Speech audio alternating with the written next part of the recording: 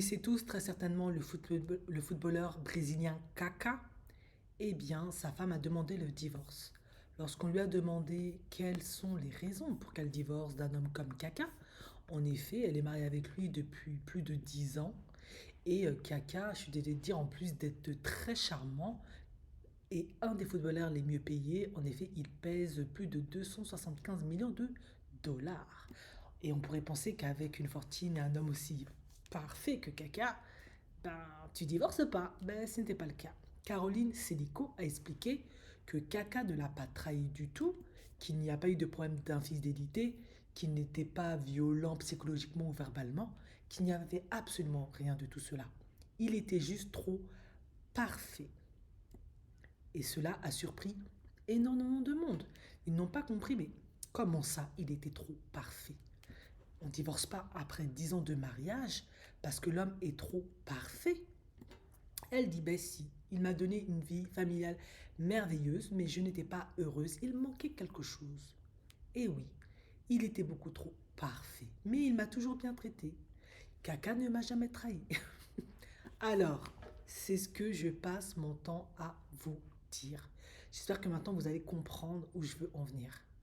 Le couple s'est marié avant d'avoir eu des relations sexuelles intimes, car il s'était promis de rester chaste jusqu'au mariage. En effet, le Brésil est l'un des pays les plus pieux, où la spiritualité, la religion, la foi est extrêmement importante. Ce sont des catholiques en majorité, et énormément de jeunes Brésiliens se promettent des bagues de chasteté, pardon, et promettent de rester chaste dans la paix du Seigneur jusqu'au mariage. Je pense que eux, ça devait être ce délire-là. En effet, quand Kaka a épousé Caroline, il avait 23 ans, elle en avait 18. Et les internautes n'en reviennent toujours pas. Ben non, moi en fait, je ne suis pas du tout surprise. C'est ce que je dis très souvent. Les raisons qui peuvent faire qu'une femme divorce après un certain âge, c'est parce qu'elle manque de romantisme, etc.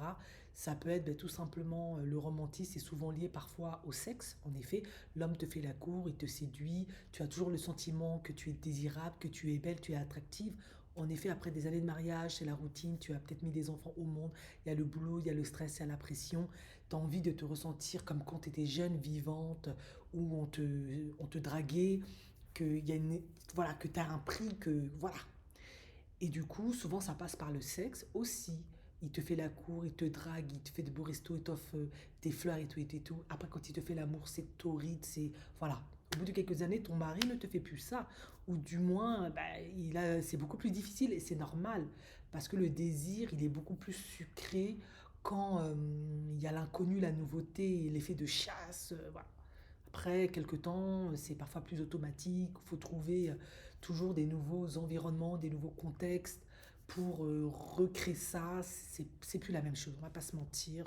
Les gens qui prétendent que c'est la même chose, c'est ça. Ben voilà, c'est le sexe qui a fait que. Autre point que j'amène souvent, et ça maintenant, elle est la preuve vivante, hein, c'est pas pour tout le monde comme ça, mais c'est souvent comme ça. Quand tu es une femme et un homme, euh, vous avez grandi dans une culture très traditionnelle, chez des conservateurs, où on vous avez appris à vous préserver, vous avez une très bonne éducation, ben vous ne couchez pas à gauche à droite. Donc forcément, vous n'avez pas la plus grosse expérience de malade.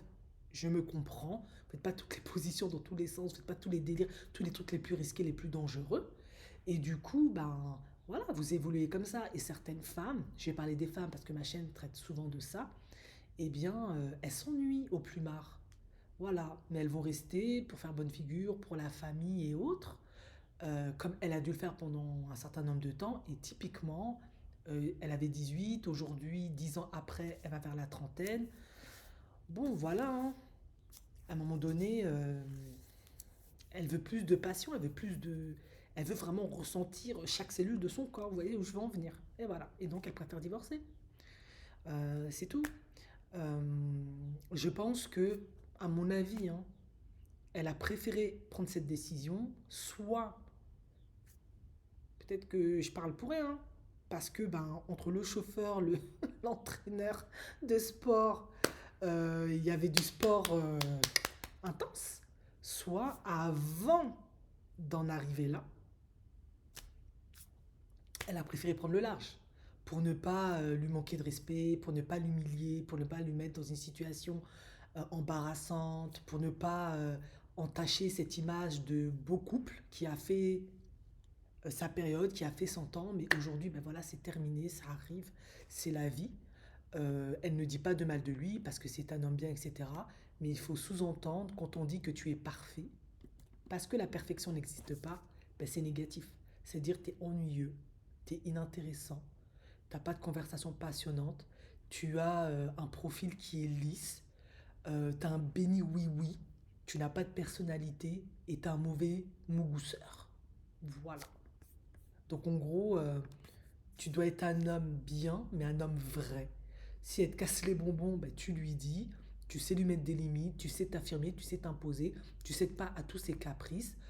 Parfois, tu es un peu audacieux, tu expérimentes des choses, même quand dans ta religion catholique ou musulmane ou ce que tu veux te dit c'est péché, ben parfois, voilà, c'est un mariage, hein, vous êtes là, vous êtes censés faire toute votre vie ensemble, ça ne peut pas être un long fleuve tranquille et profondément langweilig, profondément ennuyeux jusqu'à mourir.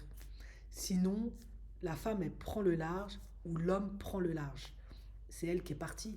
Mais combien d'hommes partent? Parce que là, c'est elle, hein, c'est facile de la.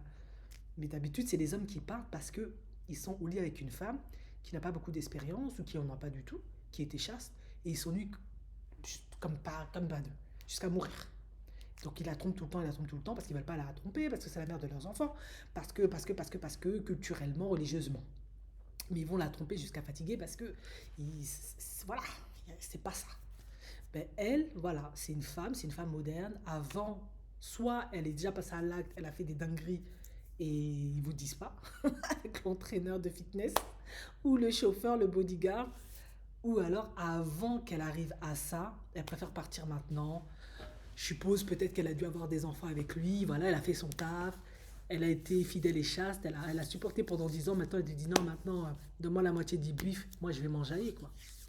Et puis plus tard, peut-être qu'elle rencontrera un Bellade comme Kaka, mais qui lui donne des palpitations dans tous les cellules de son corps. Ou peut-être, comme vous l'avez vu dans la plupart de mes vidéos, elle va regretter Kaka parce que Kaka était gentil, Kaka était attentionné, Kaka était respectueux, Kaka. Et elle va revenir avec Kaka, voilà, c'est tout. Ou elle va essayer de revenir avec lui si c'est pas déjà remarié. Bon, bref, vous avez compris, le sexe, quand on a pas beaucoup d'expérience sexuelle en tant qu'homme, je vais partir de cet angle-là, hein, ça peut être très difficile pour certaines femmes.